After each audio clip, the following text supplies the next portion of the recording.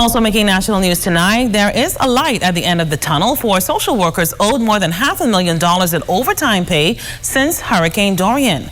The leader of the union representing those workers say employees were becoming frustrated, but the social services minister says those payments will come in a few weeks or possibly a few days. Cleopatra Murphy has that story tonight. Cabinet has approved $635,000 in overtime payment for social workers who have assisted in manning shelters for Hurricane Dorian evacuees since a Category 5 storm ravaged Abaco and Grand Bahama in September of last year, leaving thousands without homes. Minister of Social Services and Urban Development, the Honorable Frankie Campbell, says the approval came at Tuesday's Cabinet meeting and will cover money for shelter workers from August 31st to November 30th, 2019. Mindful that shelters are still being manned, there'll be another round of overtime. The challenge has been trying our best to ensure that the calculations were accurate.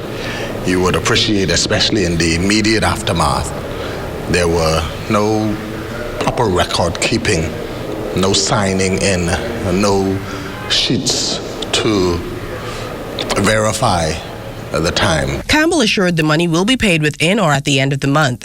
President of the Bahamas Public Service Union, Kimsley Ferguson, initially shed light on what he called the delayed overtime pay for his members, criticizing that they are required to work, but remuneration was so long in coming. I would have spoken with the treasurer. I would have also spoken with the director of social services, and in my view, it didn't appear as if she was being very cooperative and trying to cause those social workers to collect that which they would have already worked for. Ferguson, who had called for an intervention, claims not only was a holdup for shelter workers a breach of the industrial agreement, but it also should not happen, considering the stress of shelter management. Persons over at social services that are working in the various shelters, they are undergoing some very, very extreme conditions. And I want to say hats off to social workers who've been tormented in addressing persons who they have to minister to in the aftermath of Dorian. And so I want to commend them for the awesome job that they're doing. The social services minister could not say how many were impacted, but he applauded them for what they continue to do at those shelters. We're grateful to them. We could not have done it without them. I understand their frustration in not having received the requisite overtime.